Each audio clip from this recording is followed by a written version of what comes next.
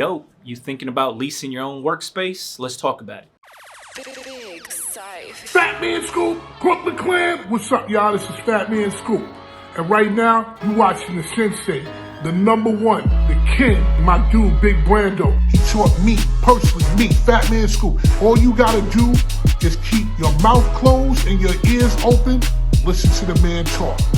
That's knowledge personified right there, and I wouldn't trust nobody else but my dude, Big Brando. And I said it. Fat Man Scoop, Big Brando, let's go! What's happening, everybody? Boy, Big Brando, and today we're going to be talking about when should you look into leasing a workspace, warehouse, shop, retail store, whatever you're trying to get into. Now, that's a pretty common question that I get. It's always about, I've been thinking about opening my own shop. When should I do it? How should I do it? How much space do I need to open up my own shop? And when do you think it's a good time to open up your own shop? Now, all of these questions are valid. I understand a lot of people are coming to me looking for validation, but they already have something thought up in their brain. Now, I made videos like this in the past, but I do want to make an updated video for the people that are thinking about opening their own shop with the new year coming up. Now, before you even think about doing anything like that and opening your own shop, taking on more overhead, do you have the work coming in? This is what you have to be completely honest with yourself about.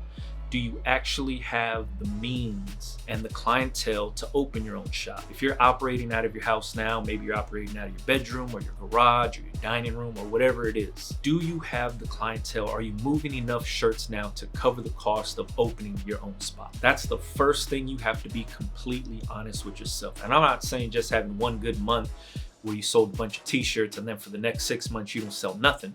I'm talking about consistently having work flowing through your place now that you're currently operating out of. This is gonna make all the difference because a lot of people get caught up. They're like, man, I'm just a home business right now. If I want people to take me serious, I gotta go open my own shop. That's not the case. If you're operating out of your home now, keep operating out of your home. Do not take on extra overhead that you don't need. That's the dumbest business move you could make, is taking on way more overhead than you actually can afford. Now, let's say you're making a cool $1,500 every month selling t-shirts. That's your profit. That's your takeaway. After you pay for your materials, after you pay for everything, your takeaway is $1,500 a month. This does not mean you go look for a shop that costs $1,500 a month because you have $1,500 coming in every month. That's the worst way to go about it. You don't want to tie up all your profit in a shop with nothing in your account. Just because you got $1,500 coming in does not mean you can afford a $1,500 spot. This is basic money management, but I feel like people need to actually hear this because nobody's actually telling them this. So first things first, make sure you have the work coming in to afford a place. Now, the next thing you have to be completely honest with yourself is, why do you want to open up your own spot? Why do you want to open up a shop? Why do you want to move out of your home now where you have no overhead? Maybe just your basic mortgage or your rent or whatever you're paying for to live there. Why would you want to take on another cost to operate your business? And like I said, be 1,000% honest with yourself.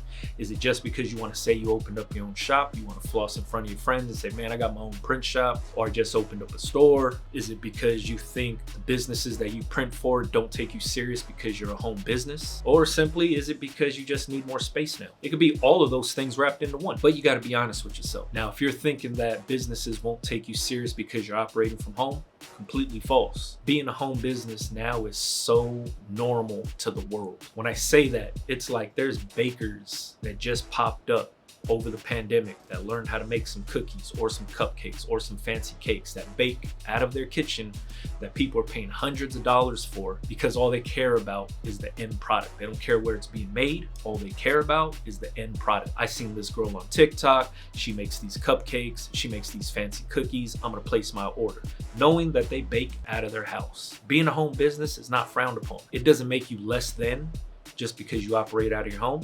You're actually smarter than everybody else because you're not taking on no extra overhead. That means the majority of your profit stays your profit. So thinking that people are going to take you more serious just because you're in a different location, not the case. Now, if you're just wanting to open a shop just to floss in front of your friends because your friends are dogging you out because you're a home business and you don't got an actual shop, maybe it's time to look for some new friends. Because that's a crazy reason to take on all this extra overhead just to show off in front of your friends or just to prove a point to somebody that you can do it. That's a dumb business move. You got to be smart when making these decisions for your business. Don't let nobody else influence you.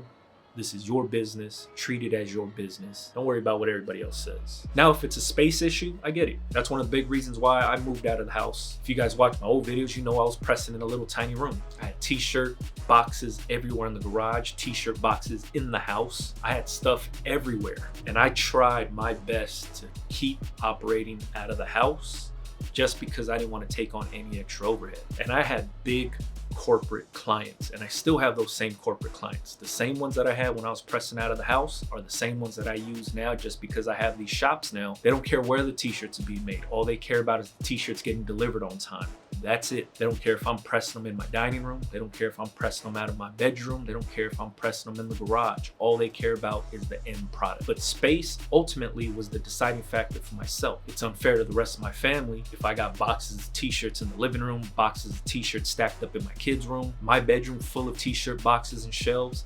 It's unfair to the whole family. That was the big deciding factor for me to end up looking for a place. Now, years ago when I used to screen print, I was operating out of the garage, but I felt that I needed to have an actual shop that people could come in, pick up their jobs, bring me work. I felt that I needed to have an actual shop. So I got a big spot, way bigger than I actually needed, but I was wrapped up in people need to take me serious as a business. And this is early 2000s. I get me a spot that I barely can afford. I have decent clientele coming in, but not much. And just because I open the spot doesn't mean people are waiting at the door to come in and bring me print work. No, that's not how it works. And this is before social media, before all that. And I wasted a ton of money opening that spot up. I ended up moving back into the garage because I took in all that extra overhead and I didn't even need to. So I went from working in the garage to getting a big shop, to getting rid of that shop and going back to the garage because it made more sense business-wise. I was too wrapped up in, hey man, I'm gonna be getting all this work in. I need a bigger spot. I need a spot that customers can come meet me and bring me the work, and then they could pick up their jobs and they could pick it up from my shop. That was a dumb way of thinking. So since then, I work from home, out the garage, out of a little room. I just did my thing. So if you already have the clientele coming in, you're making decent money, and it financially works for you to open your own spot, I can't tell you yes or no, or yeah, you should do it, or this is when you should do it. This is something that you, the owner of the business, needs to make a smart decision about. You need to think about it. How big of a space do you need? How big of a space are you working out of now? How much space do you need to operate your business? How much space do you need to grow your business? And is it going to be beneficial for you and your business to take on all this extra overhead? Remember, just because you open up a spot doesn't mean that you're a legitimate business and people are going to take you serious. No, you still need the clients to come in. You still need the customers to come in. Just because you have a spot doesn't mean people are going to be waiting at the door right when you open up. You still have to do the work to advertise your business. And if you're having a hard time advertising your business now while you're working from home, you're going to have an even harder time doing it when you open your own spot. If you can't get the clients to work with you now, what makes you think clients are going to work with you just because you have a spot? It's not how it works. Remember, you got to be smart about this thing. I rarely talk about this because I would hate to put somebody in debt thinking they needed to open their own shop or their own store to be looked at as a real business. No, I'd rather talk about slanging t-shirts, getting your money up, and increase your profits before doing anything like opening your own shop. Now, let's say everything works out and you have the money, you have the clients, you're running out of space at your house, and you desperately need to look into getting a spot. This is what you look for. We work with heat presses. You could get an office space. Anything that has a plug, you could plug in your heat press to. Go to a business park, look at the offices there, drive around, look at for lease signs. You don't have to get a retail store unless you wanted a retail store, but what you have to remember is retail spots are zoned as retail spots, meaning there's extra fees added on to being a retail location. Sometimes the plaza that you're looking in has rules like you need to be open from this time to this time. You can't be open from this time to this time. You got to look into all that. But if you're just operating out of heat press and you're looking for a place to press your shirts and store some shirts, regular office space will work out.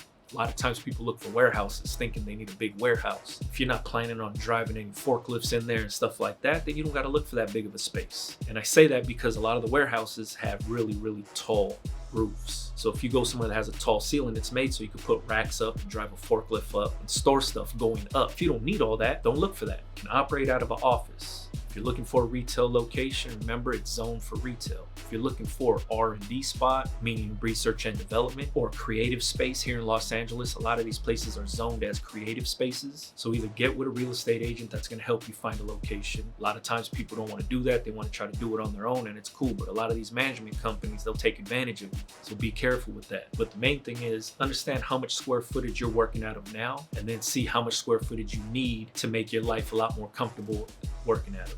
A lot of people tend to overshoot and be like, man, I need like 5,000 square feet. You really don't need that. If you're just operating with a heat press, you don't need that much. If you're operating out of your garage, figure out how many square footage your garage is, and then look for something that's a little bit more than that or something equivalent to that. Because you got to remember, this is your workspace. It's not going to be like your garage now where you have your Halloween decorations and your Christmas decorations in there, and then you got old photo albums in there. Maybe there's a car parked in there. Imagine that space just plain and empty. That might be all the space you need. So if there's anything that you take away from this video, the big takeaway should be do not take on extra overhead that you don't need. Operate from home as long as you can. Continue to work on growing the business, continue to work on selling these t-shirts, continue to work on getting new clients. Make sure you can afford your lifestyle and taking on this extra overhead before making any crazy decisions.